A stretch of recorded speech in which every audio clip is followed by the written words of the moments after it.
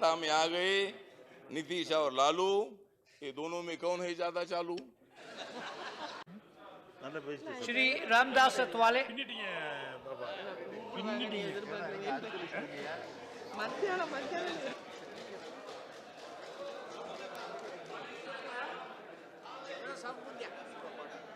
सभापति महोदय, तोड़कर सारे बंधन।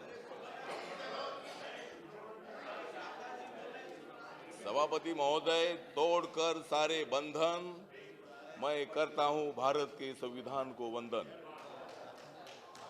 नरेंद्र मोदी का मैं करता हूं अभिनंदन।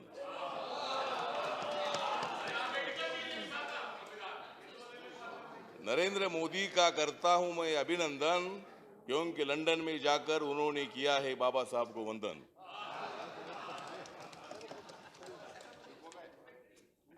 सर, आपने मुझे बोलने का वक्त दिया है, अब मैं क्या क्या बोलूं? सर, आपने मुझे बोलने का वक्त दिया है, अब मैं क्या क्या बोलूं? 60 साल के कांग्रेस के कारनामों का पोल खोलूं? खोलूं कि मत खोलूं? बोलूं कि मत बोलूं?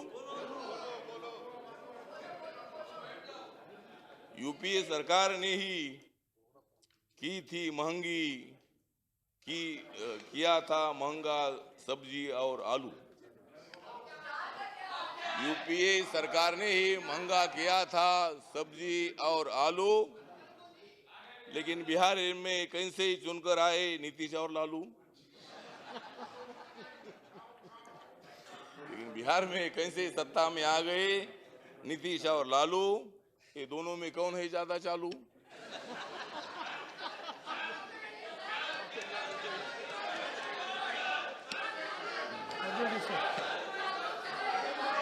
Silence please. सुनो,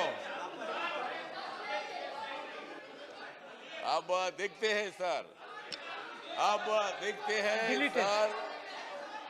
सर देखिए, प्लीज यूज पार्लियामेंट्री टर्म्स। हाँ, ठीक है, ठीक है। Anything unparliamentary is deleted from record. बैठो बैठो बैठो। अब देखते हैं बिहार में सस्ता होता है क्या आलू? तो ठीक है, मतलब हम सब हमारे मित्र ही है। आलू is the parliamentary. Oh sir, silence please. Ambedkar ji ने जो संविधान देश को दिया, डॉक्टर राजेंद्र प्रसाद जी की अध्यक्षता में जो 271 लोगों की जो संविधान सभा थी, उसमें डॉक्टर बाबा साहब अम्बेडकर जी ने ड्राफ्टिंग कमेटी के चेयरमैन के नाते बहुत बड़ा काम किया। और 26 नवंबर 1949 को जब बाबा साहब अम्बेडकर जी ने संविधान का ड्राफ्ट डॉक्टर राजेंद्र प्रसाद, पंडित जवाहरलाल नेहरू जी को दे दिया, तब उन्होंने बोला था कि बाबा साहब अम्बेडकर, आप ही सही संविधान के शिल्पकार है।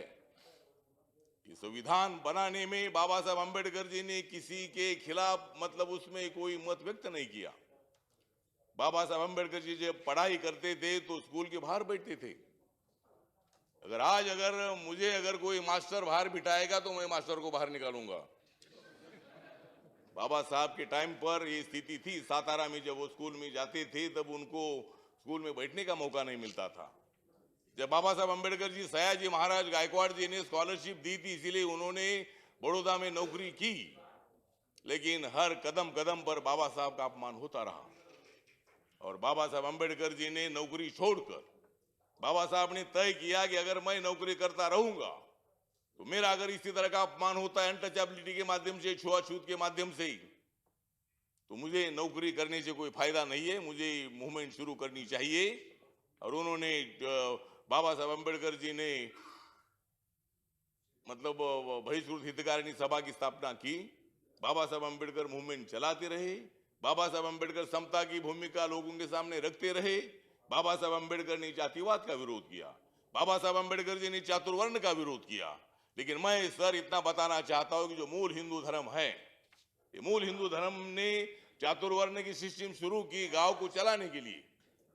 पढ़ाई करने के लिए, पढ़ाई मतलब पढ़ाने के लिए ब्राह्मण, गांव की सुरक्षा करने के लिए क्षत्रिय, दुकान चलाने के लिए वैश्य, गांव की सफाई करने के लिए शूद्र। तो ये 4 वर्ण थे, मगर ये वर्ण काम पर आधारित थे, ये वर्ण जन्म पर आधारित नहीं थे। जो मूल जो हिंदू धर्म था, ये चातुर्वर्ण सिस्टम थी, काम पर आधारित। लेकिन बाद में ये जन्म पर आधारित एक कास्ट सिस्टम चलती रही और देश में 6400 जातियां बढ़ती गई और इसीलिए देश में विषमता का जो माहौल है, माहौल बनता गया। बाबा साहब अम्बेडकर जी ने 13 अक्टूबर 1935 को महाराष्ट्र के नासिक जिले के ओला में अनाउंस किया था कि मैं हिंदू करके मेरा जन्म हुआ है, लेकिन अगर हिंदू धर्म इसी तरह हमारे ऊपर अन्याय करता रहेगा, विषमता करती रहेगी, हमको गांव के बाहर रखने का काम करता रहेगा, तो मैं हिंदू धर्म में रहूंगा नहीं। और बाबा साहब अम्बेडकर जी ने 14 अक्टूबर 1956 को नागपुर में जाकर बौद्ध धर्म की दीक्षा ले ली थी और ये धम्म भारत का धम्म था, समता पर आधारित धम्म था।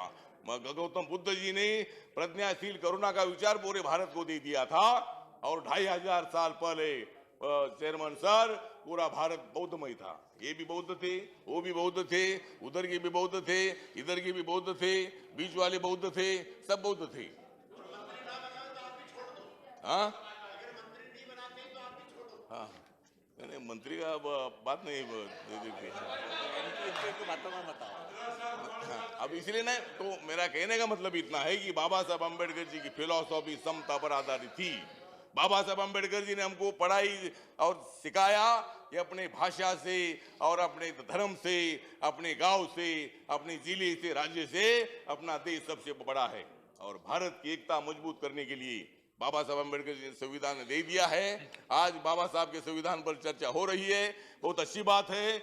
लेकिन मैं आपको इतना बताना चाहता हूं कि कानून बनाने से अनटचेबिलिटी जाएगी नहीं। कानून है, लेकिन आज भी गांव गांव में अत्याचार हो रहा है। ये कांग्रेस वाले सत्ता में थे, ये भी अभी सत्ता में आ गए हैं, कांग्रेस ने कुछ नहीं किया, देखते ये क्या करते हैं। करेगी जरूर नरेंद्र मोदी जी करेंगे। नरेंद्र, मैं इतना बताना चाहता हूं कि देश के संविधान को कोई धोखा नहीं है। ये बार बार इस पर चर्चा हो रही है। नरेंद्र मोदी जी बोल रहे हैं कि मेरा धर्म ग्रंथ भारत का संविधान है, मेरा झंडा इस देश का तिरंगा झंडा है, लेकिन आप लोग उनके ऊपर क्रिटिसाइज कर रहे हैं, उनको दूसरा कोई काम रहा नहीं है। आप बोलते हैं कि भाई इन्होंने जल्दी जाना चाहिए, लेकिन नरेंद्र मोदी जल्दी जाएंगे नहीं जब तक मैं इनके साथ हूं। Thank you.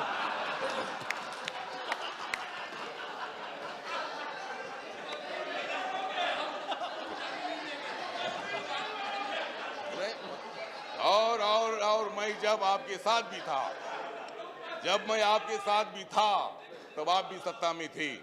और इसीलिए मैं इतना ही बताना चाहता हूं चेयरमैन सर, यहाँ मतलब ये जो हाउस है इसमें इसी तरह का जो विवाद नहीं होना चाहिए। भारत के लोकतंत्र में विरोधी पक्ष भी होना चाहिए, लेकिन उधर थोड़े वो स्ट्रांग है।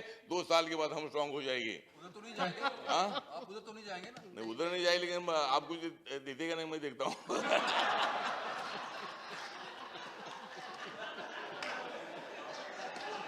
Thank you. तो इसीलिए मतलब कहने का मतलब है कि संविधान की चर्चा चेयरमैन सर पूरे Please देश भर में address हो the रही chair. है। और ये सरकार ने ये संविधान दिवस जो है 26 नवंबर का ये मनाने का काम किया। सभी लोगों को अपने अपने मत व्यक्त करने का मौका दिया है।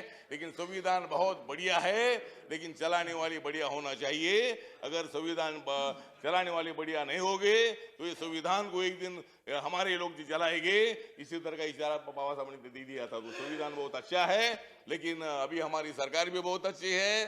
तुम कितनी भी कोशिश करो, लेकिन अभी तुमको 15-20 साल कोई सत्ता मिलने वाली तो नहीं है। मतलब इसीलिए कोशिश करो। नहीं, बिहार में मिल गई, अच्छी बात है। नहीं, बिहार के लोगों का हम अभिनंदन करते हैं। उन्होंने लालू जी को, नीतीश को, और ये दोनों एक साथ आते नहीं थे तो तुम सत्ता में आते नहीं थे। आप दोनों एक साथ आए, लेकिन हाँ प्लीज त्यागी जी। नहीं, मुझे मंत्री कब बनाएंगे आप समाप्त कीजिए अब।